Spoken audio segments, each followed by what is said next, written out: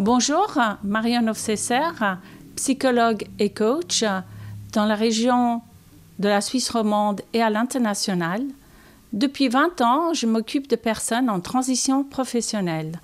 Je viens d'ailleurs d'écrire un livre sur ce sujet, Rebondir, réussir votre transition professionnelle. Bonne route.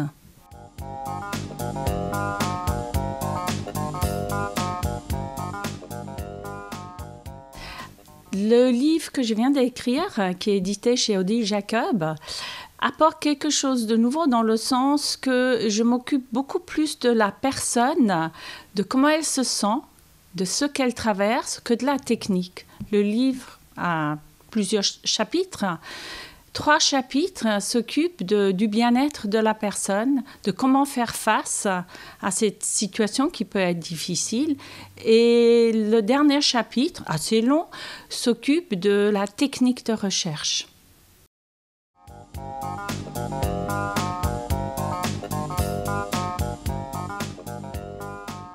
Alors, j'ai trouvé que 2 clés. La première clé, c'est une bonne confiance en soi et une bonne estime de soi, qui font souvent défaut après un licenciement, par exemple, quand on est jeune et puis qu'on n'a pas encore cette expérience qu'on devrait tout de suite avoir. Et l'autre chose que la personne qui cherche un emploi doit absolument acquérir, c'est une très bonne stratégie de recherche. Elle doit savoir exactement ce qu'elle cherche, où est sa niche, est-ce que ce qu'elle veut faire est en demande et sinon, comment adapter ses compétences à la demande.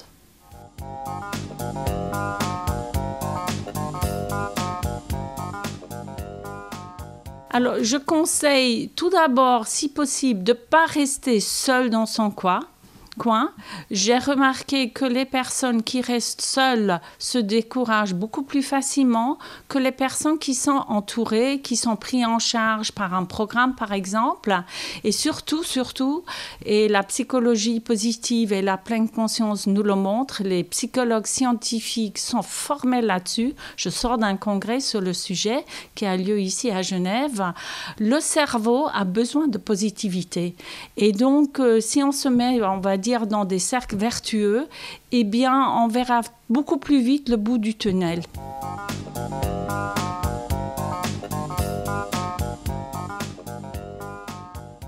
Alors, je développe dans le livre la pleine conscience, qui est une forme de méditation, mais très pragmatique. Je développe aussi la psychologie positive. Et puis, je parle beaucoup du concept des PAN et des PEPS.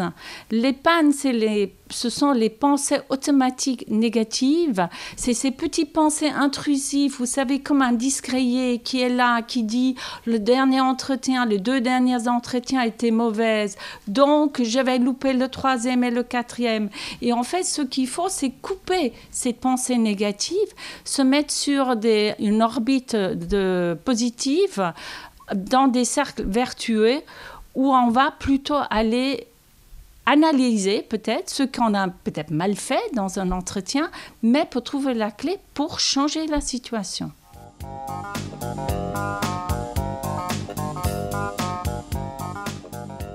Le PEP, c'est les pensées espérées positives.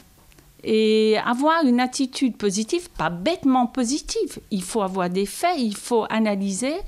Et en fait, ce qu'on se rend compte, c'est que quand quelqu'un a le nez dans le guidon, comme on dit, eh bien, l'absence de recul ne permet pas d'avoir une vision globale.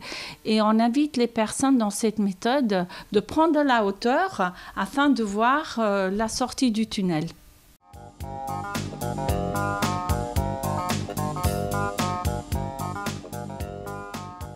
Déjà, il faut savoir où on se situe. Est-ce que je suis en plein déni? Est-ce que je suis en colère? Ou est-ce que je suis déjà en train d'être résiliente et j'ai tourné la page?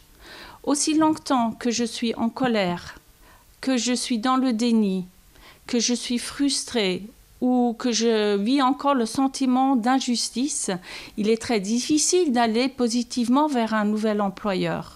Quelqu'un qui va vous engager, il veut quelqu'un justement qui a du peps, qui a de l'énergie. Et il ne veut pas que vous arriviez en traînant vos soucis d'avant.